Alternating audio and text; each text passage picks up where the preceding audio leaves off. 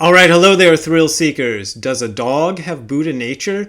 We're going to talk about that after a 9-second rendition of the song Black Dog by Led Zeppelin.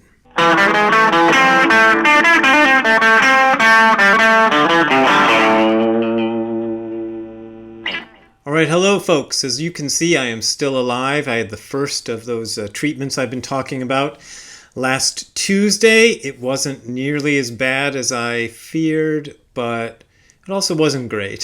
So I got to level with you. I'm feeling okay. So that's good. I also wanted to say I haven't talked about my European tour much recently because a bunch of things changed. My European tour is still happening. I'm just not going to be there. I'm putting the dates up on the screen for you to see. The date in Finland, the retreat in Finland, will be overseen by Marco, who is the leader of the group there up in Helsinki. Or is he in Yeah, I think he's in Helsinki. He's in Finland anyway. He runs the Finnish group. And then the other two, the Benedictushof retreat and the one in Hebden Bridge, will be led by my friend Shozan Jack Haubner, who does the internet channel or YouTube channel Zen Confidential. So, and I'm going to try to do like a Zoom or Skype appearance. We'll see. It's always weird to get the time stuff figured out, but anyway, we'll see. Anyway, while I've been sitting here at home, I've been working on that book I've been talking about a little bit, The Zen of Godzilla. And the passage or the part I was working on just the other day had to do with that old koan, does a dog have Buddha nature? So if you're not familiar with Zen, and maybe I assume a lot of people who watch this channel are, and I assume a lot of people who aren't, because judging by the feedback I get, some people don't seem to know anything about Zen. Some people seem to know a little bit too much. Does a dog have Buddha nature is considered usually the sort of opening koan in the koan curriculum when you are doing Rinzai style Zen. So in Rinzai style Zen, one of the things they will do is give you a koan, which is an old Buddhist teaching story, and ask you to respond to it, to the teacher. And one of the oldest and one of the first is Joshu's Mu, or I guess Joshu's Mu is how it's usually called. And Dogen talks about Joshu's Mu in Shobo Genzo. So I wanted to tell you how Dogen explains Joshu's Mu. I can't really explain how you do it in the Rinzai style because the Rinzai style is so totally different from how we do it in Soto style Zen. So the two basic styles of Zen are Soto and Rinzai. Anyway, it comes up in a chapter called Busho, which means Buddha nature. And it is a long chapter. It's the first chapter in the second book of Shobo Genzo, if you're looking at the Nishijima and Cross translation. And the title, some of these titles in English change depending on the translators, but I don't know any translator who would translate this as anything other than Buddha nature. It's also the reason for the book, It Came From Beyond Zen. So I did the book Don't Be a Jerk, and in that book I did paraphrases of all of the chapters in the first volume of the Nishijima Cross version of Shobo Genzo. And for the second book I thought, well, I'll just go to volume 2. And when I got to Busho, I'm looking at this chapter and it is long. Well, it's 32 pages, which doesn't sound long for just an ordinary chapter of an ordinary book, I suppose. But when you're trying to deal with Dogen, 32 pages is a lot. And I thought, I'll never get these 32 pages done. So that's the reason that It Came From Beyond Zen is sort of a grab bag. Instead of going directly into the next few chapters of Shobo Genzo, it's sort of a grab bag of chapters that I kind of personally like.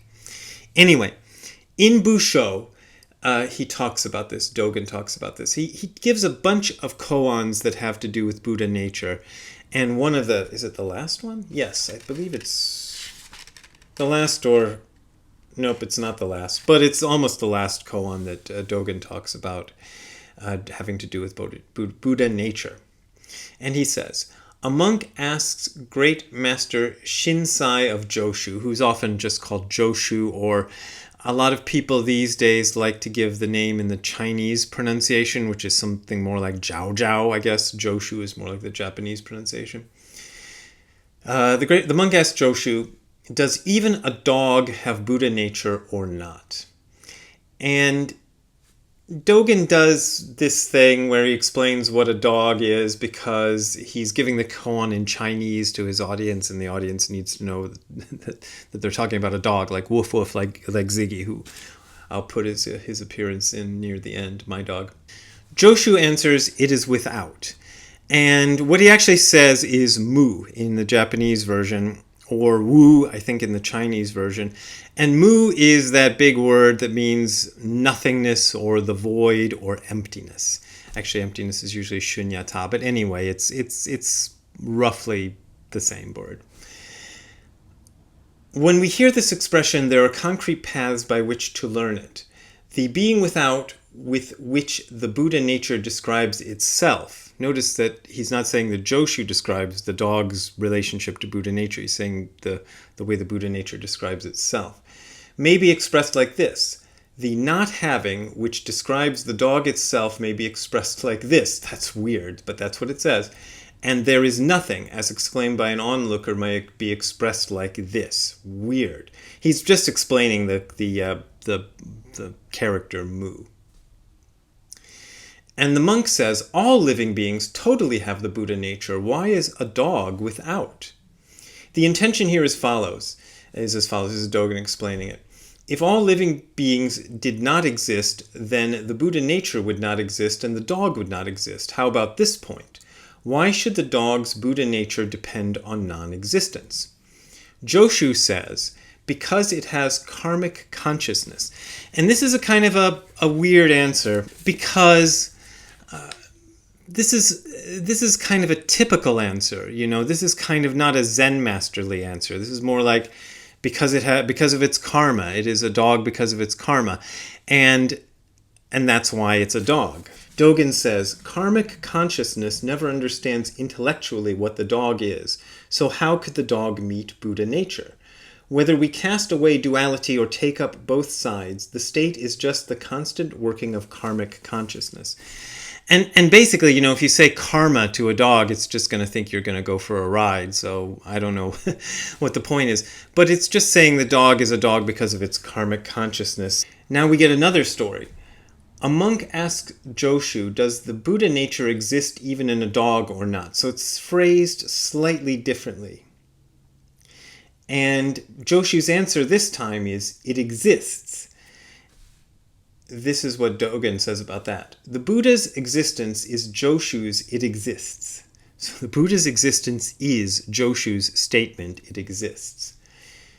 Joshu's it exists is the dog exists, and the dog exists is the Buddha nature exists. So we're getting really kind of weird in here. The monk then says, it exists already.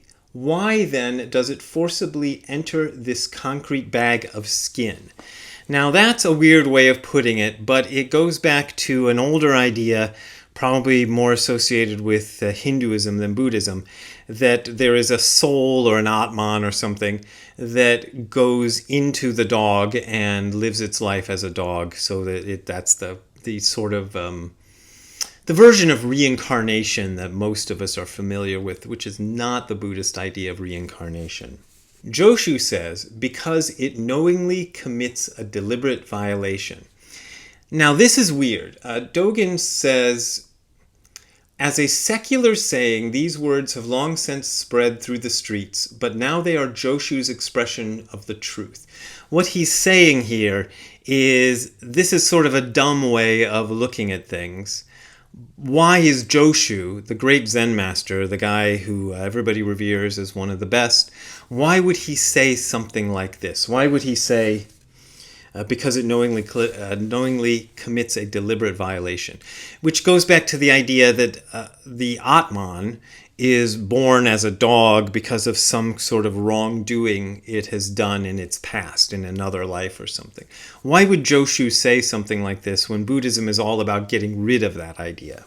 Now, my take on this, if you want to know my opinion, and I don't know if great scholars have weighed in on this for years, but this is my own personal opinion, is that what Joshu is saying to his monk is not that the dog has deliberately committed a violation. It's that the student The guy who's asking the question has deliberately committed a violation. He's saying you're asking the wrong question. He's saying you know better than that.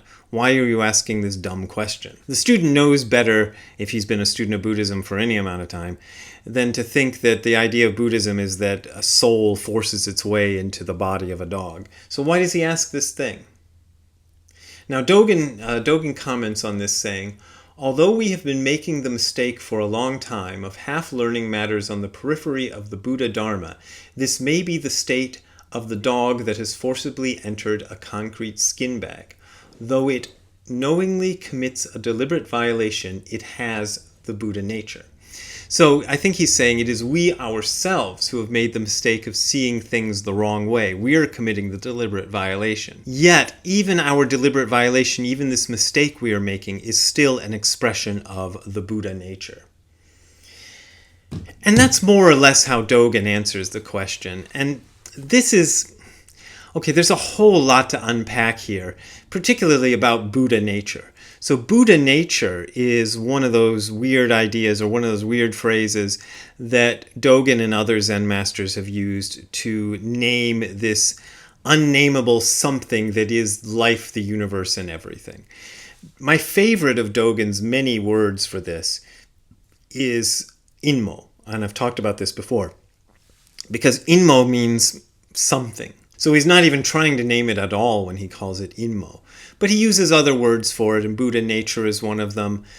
God could be one of the names for this great something that is the universe and everything and is ourselves, but God is a loaded word. Other words for it might be emptiness, nothingness. There's all kinds of ways to try to talk about this because you can't talk about it. The problem with naming it in any way, even using the name Inmo, which means basically something, doesn't mean anything, kind of means nothing at all, or calling it nothing, is that every name you give it limits it in some way. So when you call it the Buddha nature, there's this idea of having the Buddha nature. And early on in this essay, when Dogen is talking about another koan, he's saying that the word have needs to be eliminated from this question.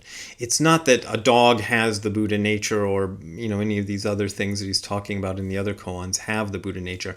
They are expressions of the Buddha nature, and Buddha nature is everything. Buddha nature is the core of the universe. It's this unnameable something that is everything. And so that's what they're talking about. And saying, does a dog have Buddha nature, is just a way to start a conversation about this, because I guess dogs were considered to be kind of lowly animals by the Chinese at the time. I don't know if they still do consider it that way, because I've seen a lot of Chinese people with dogs, so I don't think that's the way they're thought of now. But it's saying, does everything have the Buddha nature, even this dog? And the answer is no, because you don't understand what you're saying when you're asking the question, or yes, because everything has the Buddha nature. It's a confusing question. And none of these answers that I've just given you now would work if you went to a Rinzai training temple and somebody gave you the Koan Mu, so don't even try it. But they might work if you're in a Soto Zen discussion group. I don't know. You can try them out and see if that works. Okay, that's all I wanted to say about a dog having Buddha nature. As I said, I'm doing all right. My tour of Europe is going to happen, only with Shozan Jack Haubner doing 2 of the retreats and my friend Marco in Finland doing the other one. So please, if you were going to attend any of those retreats, don't cancel, because they're going to happen. And if possible, I'm going to Skype or Zoom in on the retreats, and we'll see how that goes. And I'm doing all right. Things are swimming along okay, but a little rough here and there, so we'll see how that goes. All right, if you want to donate to me, and that would really help, because losing out on doing this tour means I'm losing out on some of my cash flow this year, but like I said, I'm doing okay. If you want to donate, though, you can go to the URL that you're about to see on the screen below, or that you're about to hear if you're listening to the audio version of this, which is hardcorezen.info/donate. That is hardcorezen.info/donate. That's where you will find links to my PayPal and Patreon accounts. Those are my main and usually, well, right now, definitely my only ways of making a living. And I appreciate your support, but you don't got to support me if you don't want to support me. All right, we will see you next time. Have a good time all the time. Bye. Hey there, Ziggy. Do you have Buddha nature? Do you have Buddha nature? I think you have a little Buddha nature. No, I think you are Buddha nature. Those eyes are Buddha nature. All right, we'll talk to you later, Ziggy. Bye.